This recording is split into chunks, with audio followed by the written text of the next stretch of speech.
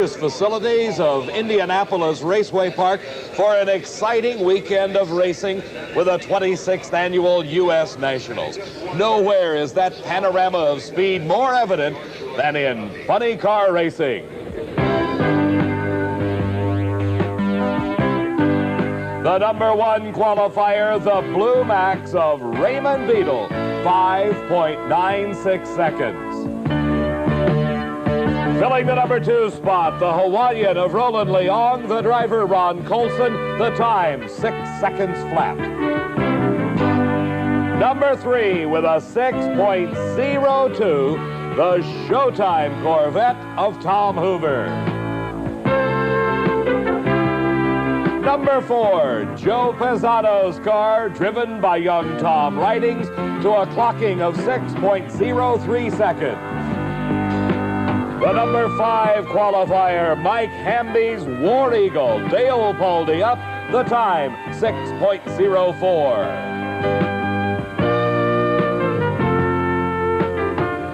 As incredible as the times for the first 5 drivers are in Funny Car Eliminator, let's look at the rest of the field. There's the low 8 qualifiers, 6.06 for John Force, the second 8 in the 16-car field. Len Imbrogno on the bubble, 6.10. Only 0.14 of a second separating the entire field, the fastest field in the history of championship drag racing. Working with me at the Nationals is Steve Evans, and he knows why. Dave, there are funny car races all over this country where low ET of the event wouldn't even qualify here this weekend at the U.S. Nationals. We asked some of the funny car drivers why this is the quickest field in history. I just think the funny cars have stayed on top of their stuff a lot better than a lot of the other cars, and that way they've progressed a lot more.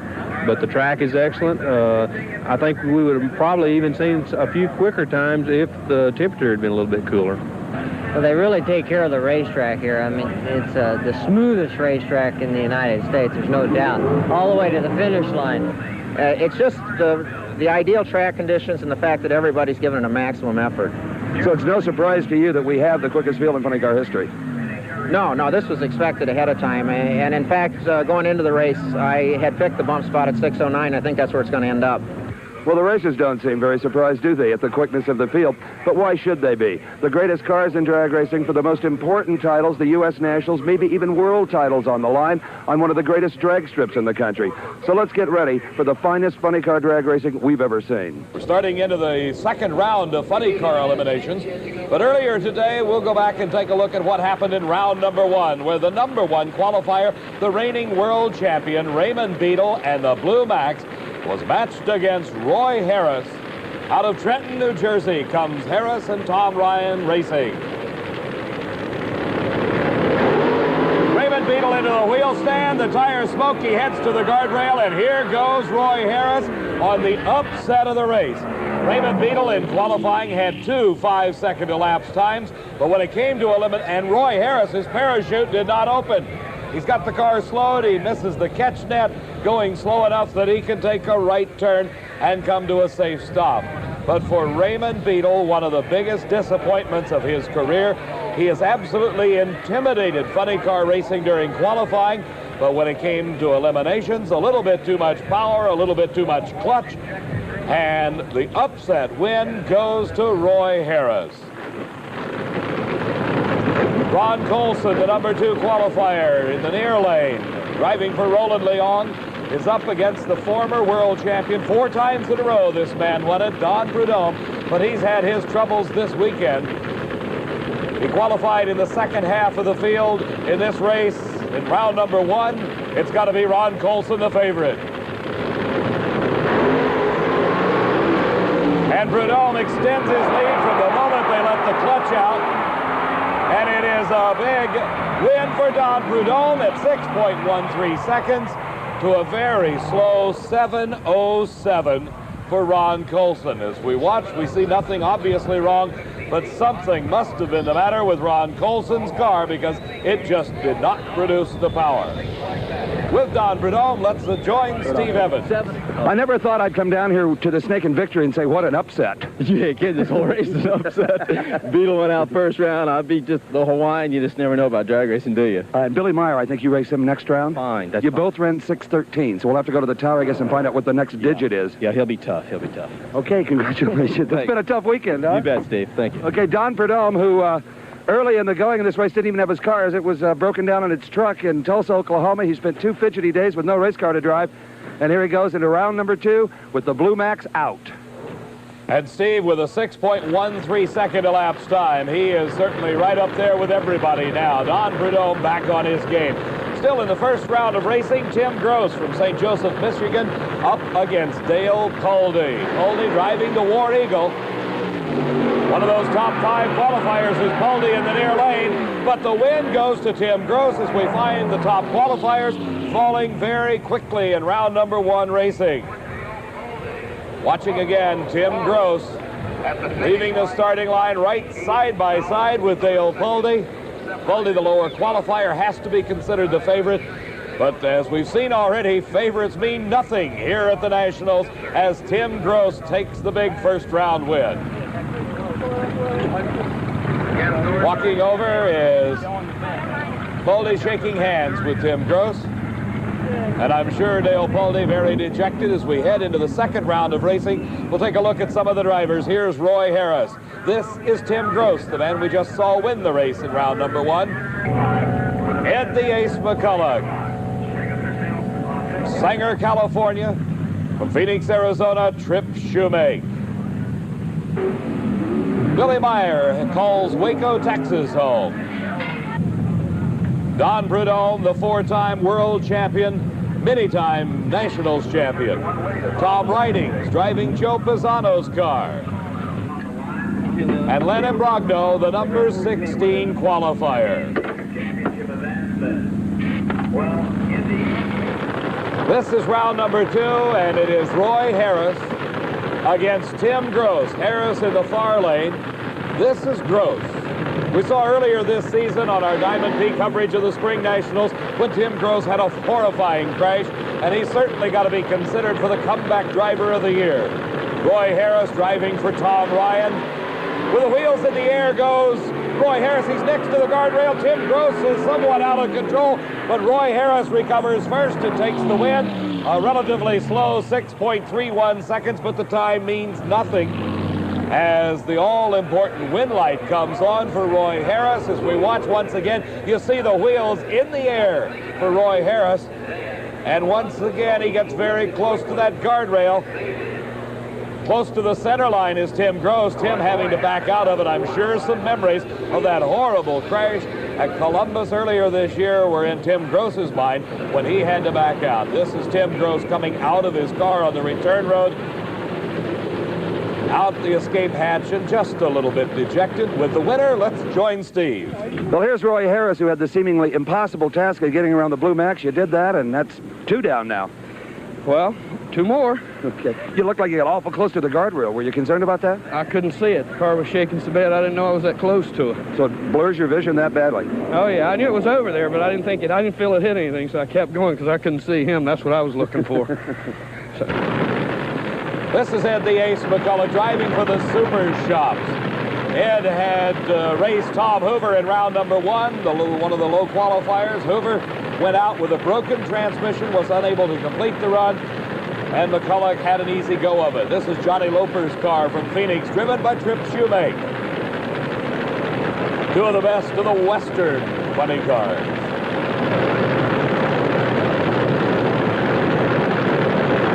Into the staging beam. The green light is on in a close race off the starting line. But Ed McCullough extends his lead and wins the race. 6.25 seconds. His speed over 234 miles an hour. As we watch this race again, elapsed time is the amount of time it takes to go from the starting line to the finish line, 1,320 feet or 1/4 of a mile away. Boy, Ace, this has got to remind you of an earlier chapter in your career back in the early 70s when you owned not only this race, but all of funny car racing. Feels good. Oh, it's great, Steve. we're having a hard time today running in this air. There just isn't any, and I mean, everybody's off the pace a little bit, but... Because of the humidity? Really. I mean, so there's just no air here, you know? Now, somebody said the birds weren't even flying. There was such little air. That's about it, buddy. But we're sneaking up on it a little bit, you know. I don't know. I think it just run a 20-something then, so we run Prudhomme, or whoever wins this round, next round, so we'll see who's got lane choice. Let's go back to Dave McClellan and see who indeed wins between Billy Meyer and Don Prudhomme, one of the key races of the day. Steve, the railbirds around the racetrack are saying the winner of this race is the probable winner of Funny Car Eliminator. No more important race in this second round as Billy Meyer in the far lane comes up against Don Prudhomme. By a thousandth of a second, Prudhomme had run quicker in round number 1. That gave him the lane choice. He took the left-hand lane. It's difficult to tell if there is any advantage as to the lanes themselves. The huge crowd looking on intently as all the concentration from Meyer and Prudhomme is on the start, and it's very even for both drivers. And Billy Meyer pulls it out, 6.18 seconds for Billy Meyer to defeat Don Prudhomme. In our replay, we watch as Don Prudhomme begins to pull ahead in the middle of the course, but then the hard charge by Billy Meyer pulls it out just a few hundred feet from the finish line. Dave, on Billy Meyer's car, there was a water line broken. Had that happened on the starting line, there'd have been water under a tire, which could have been disastrous for Billy Meyer, but apparently it happened past the finish line, and it's no problem. In 1974, Billy Meyer raced on Prudhomme, and this did happen on the starting line, the broken water. Congratulations. Anytime you drive around the snake, boy, you've earned one. Yeah, mine started shaking. He came right by me. I was very surprised that I went back around him because, you know, you never go around Don that often. Well, I don't know if you've had time to do the mathematics, but if you can get one more win light, get into the final round, you will have passed Beetle for the Funny Car World Championship points lead. That's what I like to do. Go one round at a time. Tell me how far I go after I win the next one. Okay, Billy Meyer just taking them one at a time, Dave. And one at a time for Don Prudhomme. Not many smiles in the Snake's Pit at this point.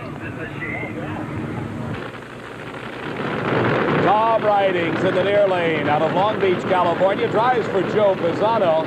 As the threatening weather continues to look worse, Len Imbrogno backs up Kenny Thornburg's Centurion. Imbrogno from Elyria, Ohio, is also a comeback driver as he had the misfortune of smacking the guardrail at the Gator Nationals earlier this year. You also saw that on our Diamond P Sports coverage. But the car is back together, repaired, a new vehicle for Len Imbrogno, and he is in round number 2 at the U.S. Nationals against Tom Ridings. And he's got a lead right off the starting line. Ridings close to the center, but Tom Ridings coming from behind, 6.15 seconds at 240 miles an hour when he crossed that finish line. What a charge at the tail end of the race by Tom Ridings. Right there, you see at the end of the race as it is Tom Ridings from behind over Len Imbrogno, and back at the starting line, a friendly hug for a track official from Top Fuel driver Shirley Muldowney as Terry Kapp gets ready to go in the second round of Top Fuel Eliminator. His competition will be Shirley Muldowney, former world champion. She's never won this event, but she would certainly like to take home the 26th annual title. She's hot in the points chase, too. As you can see here, Gary Beck has a points lead, but with the bonus points available here at the U.S. Nationals, Jeb Allen, Shirley Muldowney, either one of them could catch him. Let's go to Steve and find out more about the points race. The U.S. Nationals is the toughest and most important race of the season, so it's only fitting that there are bonus points toward the World Championship titles available here this weekend. That's especially important to Gary Beck, Jeb Allen, and Shirley Muldowney. We asked them about it. Well, we got to take care of ourselves and win 3 rounds. That'll protect our lead, and we're looking for some of these strong running competitors this time of the year to knock out the 2 that are behind us with Shirley Muldowney and Jeb Allen. What would you like to see happen points-wise? Me win. You know, that's I just do my best, and we take everything we can get, and you know, we'd sure like to get the points. At this point in time is very important. We got Marvin Graham, we got Gary Beck, we got Shirley Muldowney. Now it was me and Beck all year leading them, you know, and then now it's anybody's drag race, really. You know, a race like this, it's anybody's game. You know, it's really hard to predict a drag race. But I'd say the one that we're really watching now would be Jeb Allen. Dave, I think the most interesting thing here is what Shirley Muldowney didn't say. By mentioning Jeb Allen, she really meant that she thinks she and Jeb are both going to pass Gary Beck in the points, and Beck has led virtually all season. We'll see. And see we will, Steve, as Shirley continues to get ready for the next round of racing in Top Fuel Eliminator. It gives us a chance to go back and take a look at some of the action in the earlier rounds. In round number 1, we'll take a look as Jody Smart from San Antonio, Texas, had the ride of his life. Jody came onto the Top Fuel scene in 1980 with a vengeance, running consistent 580s at over 240 miles an hour. At over 247 in the first round, his chute didn't open, the brakes didn't stop the car, and Jody stuffed it into the catch net. He wasn't quite as lucky as Roy Harris in getting that car slowed down, and the dragster itself suffering heavy damage. But the crew of Jody Smart and J.E. Christick worked hard and long, using the parts from Mike Tartar's car to get the entry back into competition, and it came up in round number 2 against the low qualifier Marvin Graham. Jody Smart with a makeshift spoiler on the front, but the suspension components off of Tartar's car fit perfectly. They're a pair of identical cars out of the chassis shop of Tony Caceres. All the work now must pay off as they have to face the man that qualified at 5.68 seconds. That is the 4th quickest time in the history of drag racing. Marvin Graham from Oklahoma City. He's a former Nationals champion and would love to repeat. You know Jody Smart's got to be remembering the last ride he took down this racetrack when his car running 247 miles an hour saw the parachute not open, and he slammed into the catch net. But right now it's trying to beat Marvin Graham. He did not do it. 5.92 seconds for Marvin, 247 miles an hour. Well, it was a good run and a fine speed for Marvin. Some problems here with severe vibration causing mechanical difficulties. Steve had a chance to catch up with Marvin and his crew in the pit area and find out what was wrong. Dave, hanging from the hoist here at the Fraser and Rice pits is the car of our low qualifier, Marvin Graham. Marvin told us the car shook very hard, and apparently it did, so badly, in fact, that it broke the chassis. They discovered it in their pits, came over here to get some of that famous volunteer help you can always get from the guys that didn't survive first round. But going into round number 3, Marvin Graham has got to wonder, is this chassis going to hold up?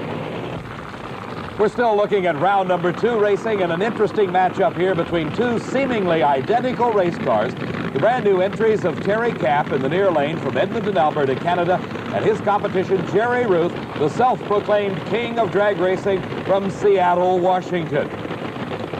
One of the innovative approaches to running a Top Fuel dragster is contained in the cockpit of Ruth's car. This gauge right here is standard issue on every Top Fuel dragster and funny car. It's the critical oil pressure gauge, and the only gauge that any of them carry, with the exception of Jerry Ruth of Seattle, Washington. In an effort to add consistency and to break fewer parts and pieces, Jerry Ruth has added a tachometer here. On the starting line, they bring the tach up to 3,000 RPMs, then check the fuel pressure. If the fuel pressure is low, they won't even run the car. If it's right, go to the starting line, provided that the engine temperature gauge tells them they're at 200 degrees. At the far end of the racetrack, they come to this gauge for reference, and this is the boost pressure, the blower pressure. If it's down, they know they've got to make some adjustments. Does it work? Well, Ruth is yet to burn a single piston in this engine and has won 3 consecutive races. And Steve, that's a tribute to both Jerry Ruth and his crew chief, Lee Beard. But right now, in round number 2 racing, he's up against Terry Kapp. A great lead, Kapp loose in the middle of the course, and oh, how close it is. Terry Kapp pulls it out in the last few feet. 5.86 seconds. How close was it? Watch as we see just a few feet separating the two cars at the finish line.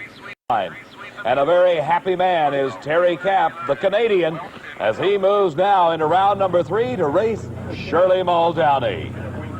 Other competitors we'll be seeing from Denver, Colorado comes Junior Kaiser. Connie Colita, the former crew chief for Shirley Muldowney, now driving his own car. Jeb Allen locked in that points chase with Gary Beck. Marvin Graham, the low qualifier. Will his car be ready? We'll know in a moment. Jim Head, now this is a surprise story of this U.S. Nationals. Gary Beck, he is concentrating on continuing to maintain his points lead. And Shirley Muldowney is another of the competitors that's trying to reach for that World Championship title. She is against Terry Kapp. We just saw him with a fine 5.86 second defeat Jerry Ruth. Shirley very relaxed at this race. She has been running exceptionally well. Buster Couch, the chief starter, going over saying to Terry Kapp, everything's okay, bring it to the starting line. All eyes on the electronic starting device known as the Christmas tree, and Shirley Muldowney red lights by just a few thousandths of a second. She runs the car very hard to the finish line. Terry Kapp, the winner, he just coasts it through, as we see here. Shirley leaves early, no question about it. And Steve, did she know if she red lighted? I love those eyes. Never know. Shirley Muldowney's reflex. You ran a 5.86, Shirley Muldowney. Did you know that you red lighted? No, I didn't. Yeah, you red lighted, babe. I'm sorry to be the one to tell you that. Guess that's how it works, doesn't it?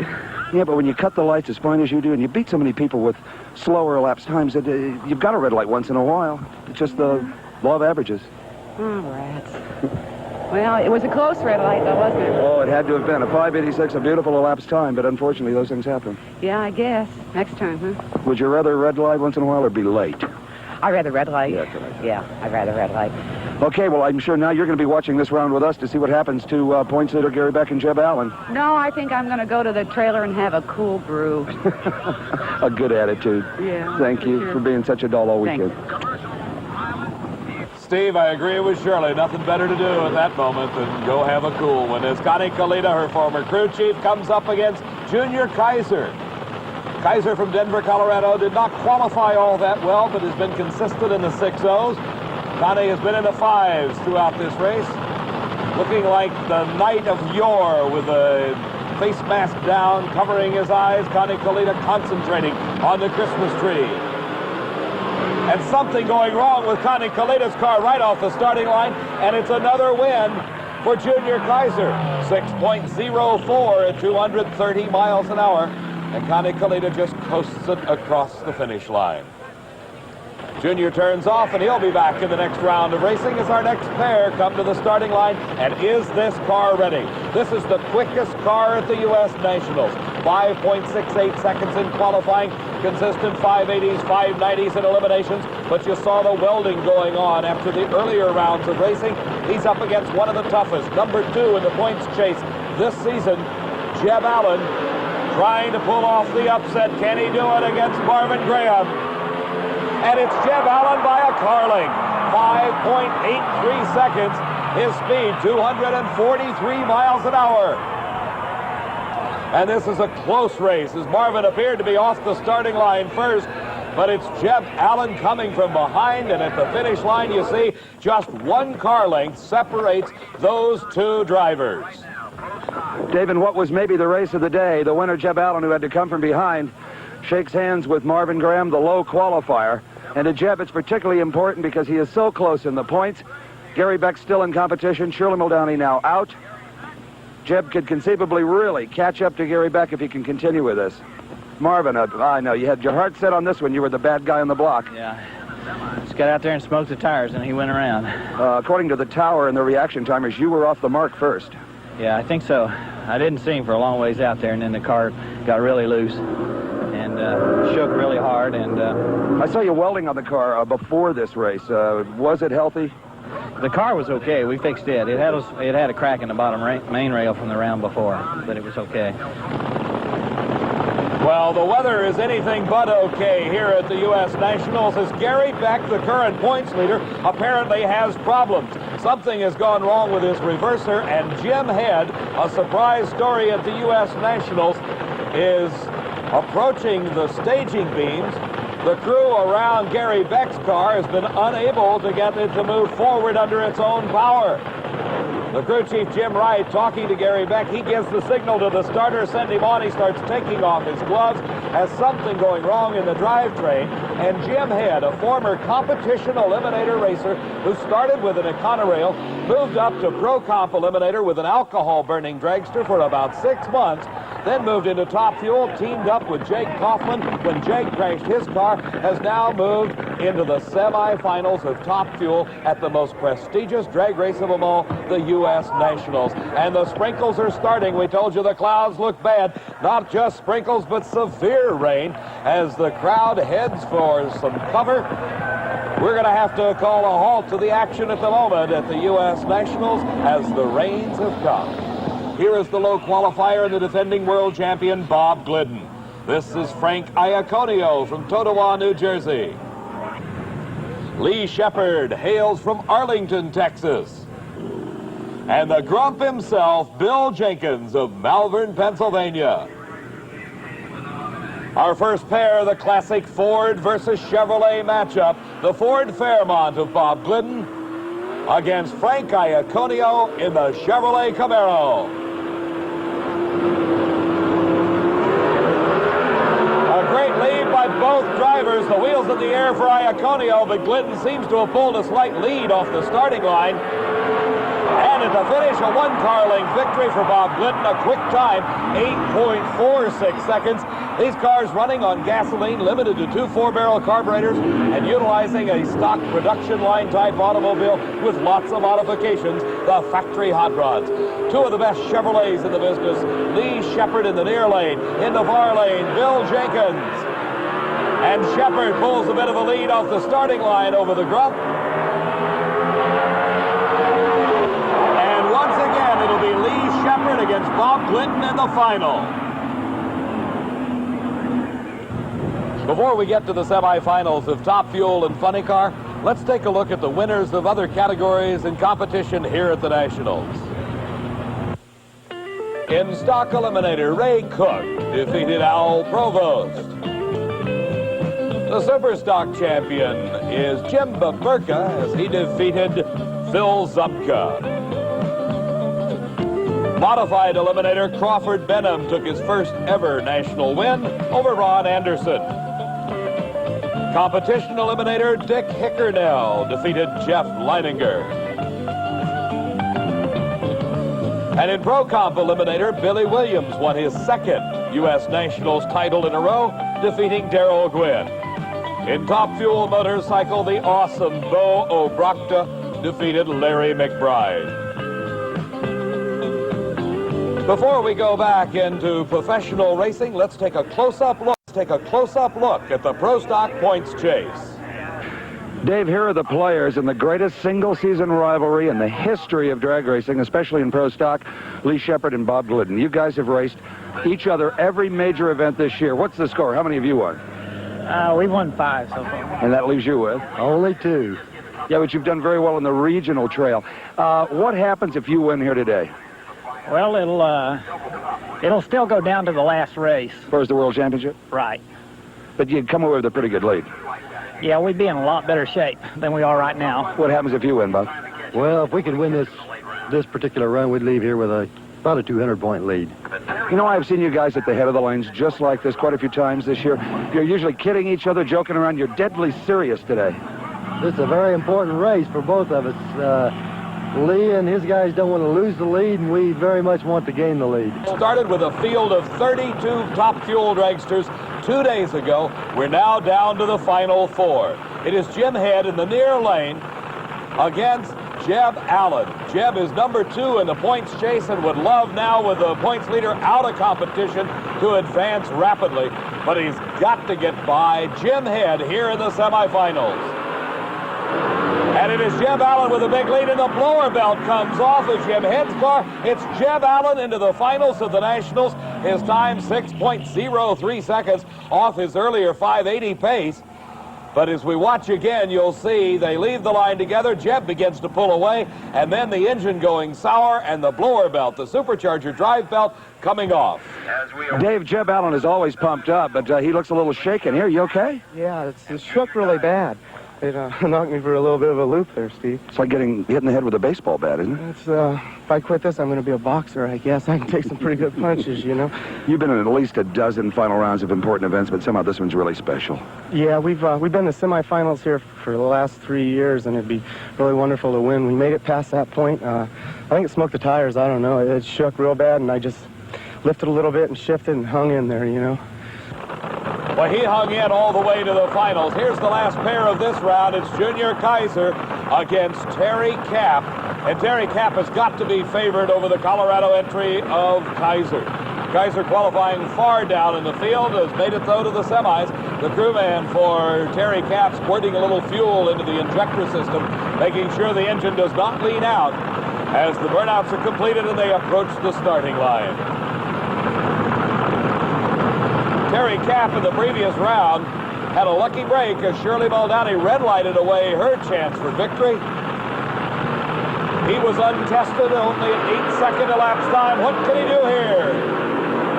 And it is Terry Kapp, wire to wire, 587, 236 miles an hour. That means by virtue of the lower ET, he will have lane choice over Jeb Allen as they go into the finals. You see, Junior Kaiser not a force to be reckoned with in this race against Terry Kapp into the finals. So Terry Kapp, everybody comes to this race hoping to win, but in your wildest dreams, did you think you'd make the final with a brand new race car? Well, it's pretty hard to say, Steve. We've been working on it hard, and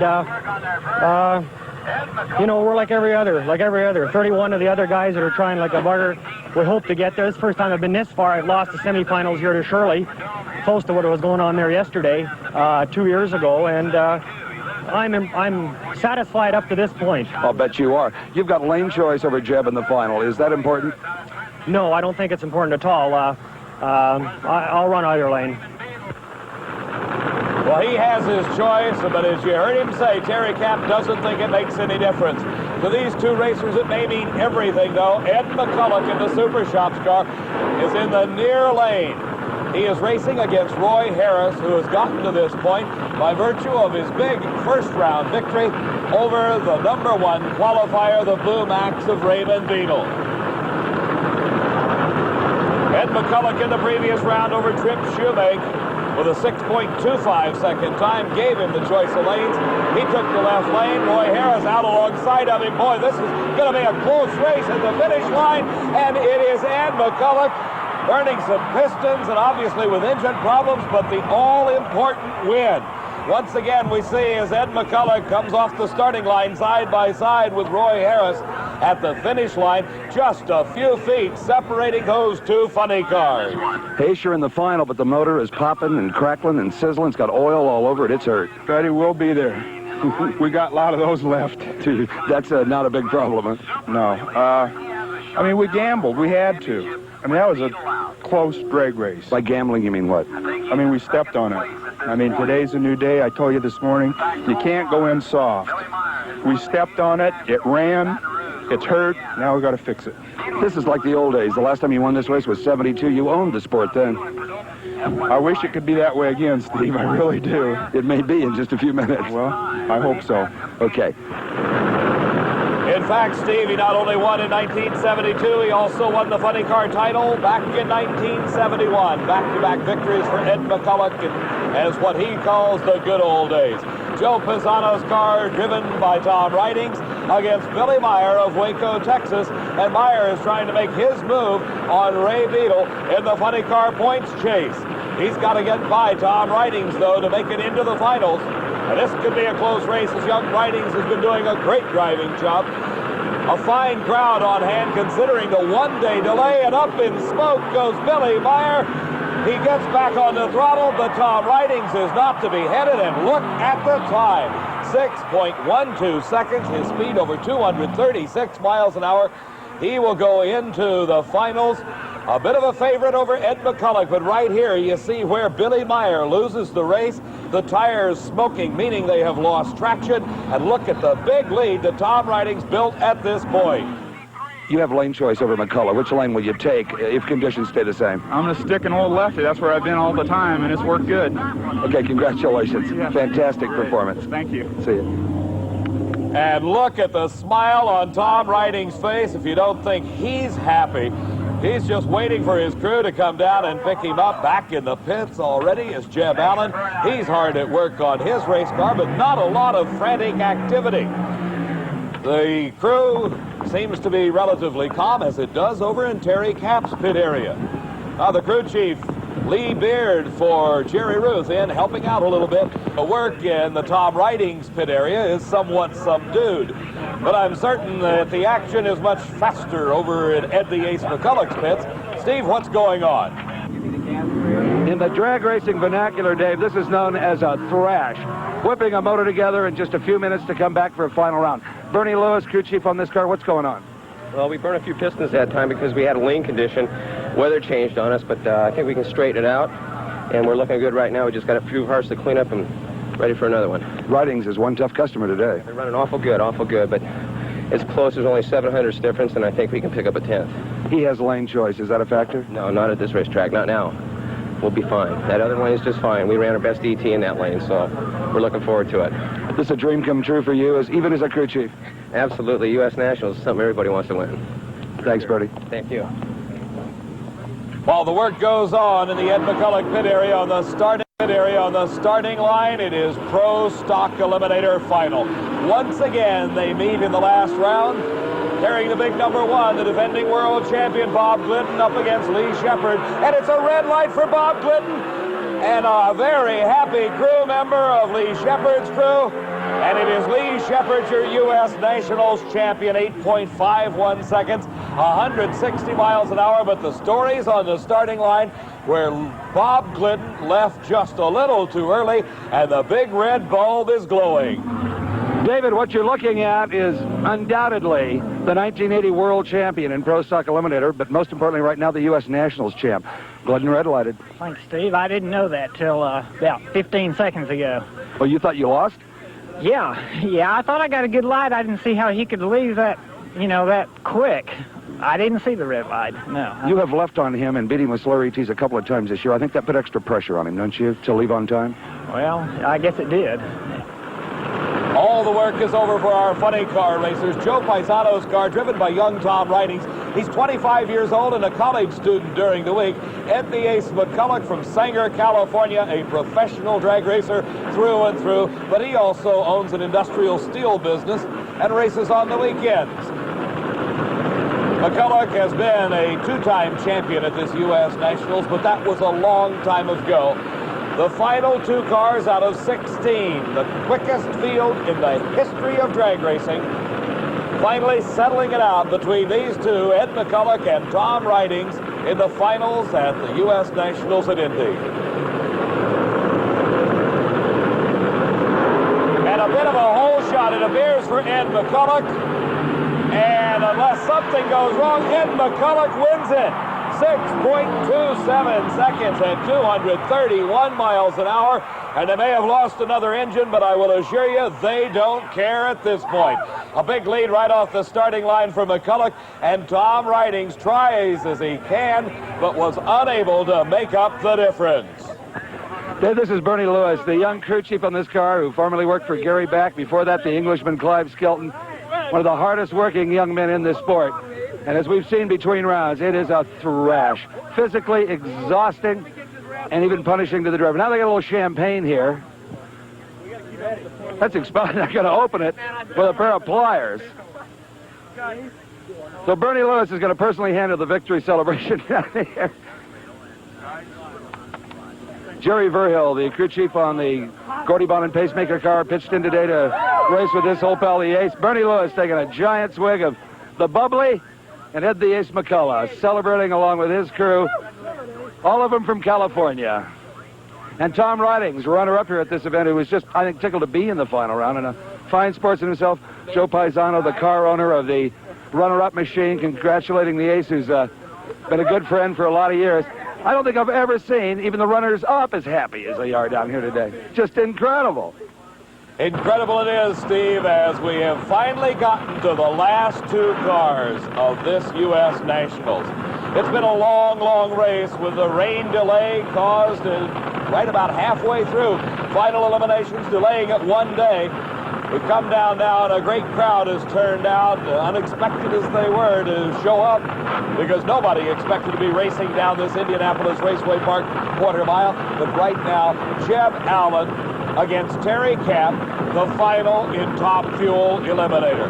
Both cars very closely matched on the performance standards set earlier in the race, and they leave the line side by side. It appears to be Terry Kapp with the lead, and it is Terry Kapp, the national champion in Top Fuel Racing. 5.82 seconds his elapsed time. A close race, as it was a 5:89 for Jeb Allen, and you see just a slight lead being built up there in the first few hundred feet for Terry Kapp, and it was enough to carry him to the winner's circle. Tell me about the race. What happened? Oh, it was just excellent. We everything worked. Everything was clicking our way all weekend. You know, we got here on time. We're usually late. You know, my crew chief Bernie came with us. He usually flies and he takes the wrong airplane. You know, everything was just working good. And we you know what bushing is? We bush to see who got the bed. I got a bed. I usually get a rollaway. I had a bed all week. It's just been great, and the motor is just as clean and dry as a whistle. This could be the start of a lot more of these, don't you think? Well, as far as my wife Rochelle and my son Jared are concerned, if they can come, fine. But if not, I don't know. But, you know, we're part-time professionals, and we raced and we got the time. This weekend we had the time, and here we are, man. Well, congratulations to you, Canada, and all the Canadian fans are here, and there are thousands of them. I know we've got a lot of fans back home, and I only wished half of them that were here could have stayed, because I like doing it for them, too. I know you do. A happy Canadian. You'll take that U.S. green north of the border. The U.S. Nationals has been a roaring success. Steve, what's your observations?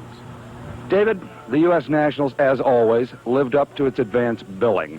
The Superstars, they did well in qualifying, but in eliminations, some shining new faces living up to even more than their own expectations.